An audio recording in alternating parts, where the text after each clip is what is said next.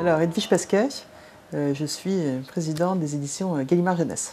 Donc j'ai la responsabilité de cette belle filiale dans le groupe Gallimard. Et nous sommes l'éditeur des nouvelles aventures du Petit Prince, après avoir été l'éditeur d'un certain nombre d'ouvrages autour du Petit Prince.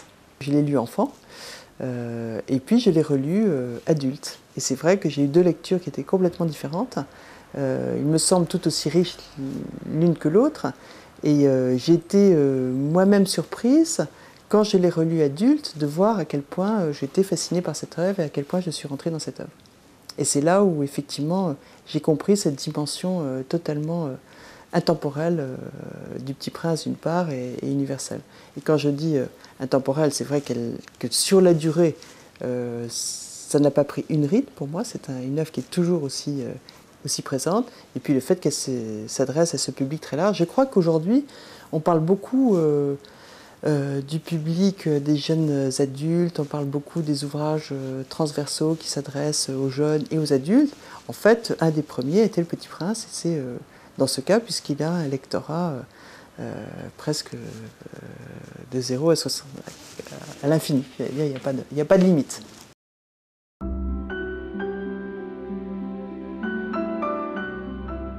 Il y a bientôt plus de 65 ans, puisque c'est en début 1946 que Le Petit Prince a été publié par les éditions Gallimard. Et depuis, je dirais que c'est presque une grande histoire d'amour avec tous ses lecteurs. Mais ce qu'il y a d'extraordinaire, c'est que c'est un ouvrage qui est totalement universel et intemporel, puisque nous sommes donc un certain nombre d'années plus tard, et que ce livre a toujours autant de succès, on compte toujours des lecteurs aussi nombreux, et qui s'adresse à une population totalement internationale, puisque comme vous le savez, il y a plus de 220 langues aujourd'hui. J'avais fait une petite comparaison avec Harry Potter. Aujourd'hui, Harry Potter, c'est 69 langues.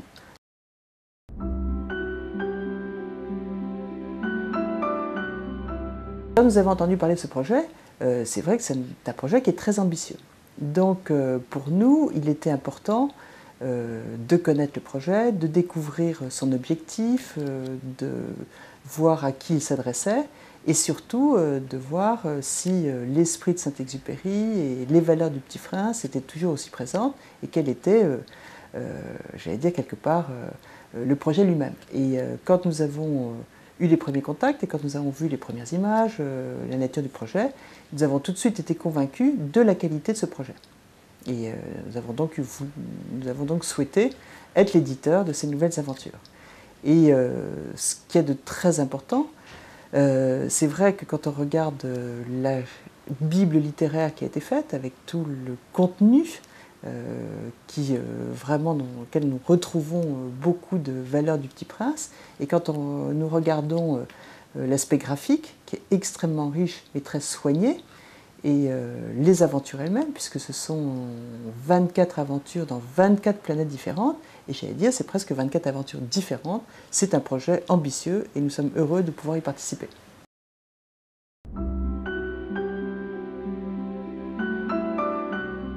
Nous souhaitons d'une part toujours, comme je dis, respecter l'esprit de l'œuvre, et puis d'autre part entrer dans ces nouvelles aventures, donc nous rapprocher, mettre en évidence sur du papier ces nouvelles aventures, ce qui consiste à rechercher des auteurs qui puissent, à partir de scénarios et à partir des épisodes de la série animée, raconter une histoire, et faire des sélections d'images de la série animée qui mettent en valeur le travail qui est fait.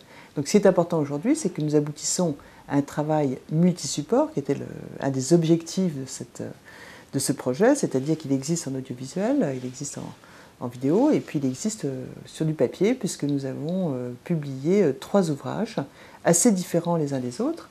Il y en a un qui est un pop-up, je dirais un livre animé, que voici, et qui présente les différents personnages de cette nouvelle série animée, avec évidemment, très important, la rose, que nous retrouvons, la rose du Petit Prince, et que nous voyons ici dans une des planètes, et puis les planètes qui ont besoin d'être sauvées par le Petit Prince.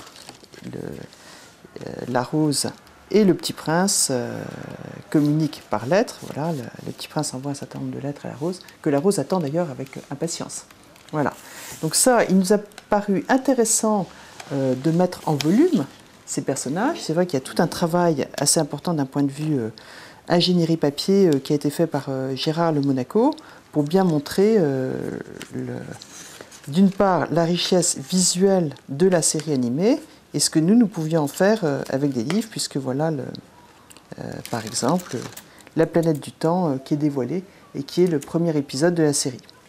Deuxième projet, qui est un livre avec un CD, et là c'est un grand album qui met bien en évidence les illustrations que nous avons tirées de la série animée, avec l'histoire qui est racontée par Jacques Bonafé. Et le texte, nous avons demandé à Christine Ferré-Fleury, qui est un auteur pour la jeunesse, de nous raconter cet épisode qui s'adresse aux enfants assez jeunes, je dirais aux enfants à partir de 6 ans, et qui peut être partagé en famille et lu par les parents. La novélisation de la série animée, qui est La planète du temps, qui est un petit roman qui est écrit pour les enfants à partir de l'âge de 7 ans. Et là, nous avons demandé à Fabrice Collin, qui est aussi un auteur renommé pour la jeunesse, de pouvoir raconter cette histoire. Donc à chaque fois, nous avons deux objectifs. Raconter une histoire adaptée de la série, enfin une histoire qui est plus qu'adaptée, j'allais dire, qui est tirée de la série, mais qui est racontée comme une histoire haletante, bien entendu, que les enfants puissent lire, et les illustrations que nous avons sélectionnées dans la série animée.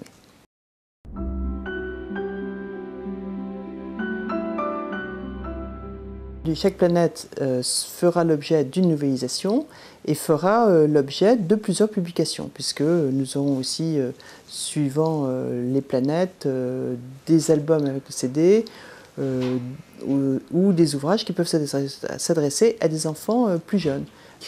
Je crois qu'aujourd'hui, toute l'évolution de notre métier d'éditeur, c'est de travailler sur le contenu.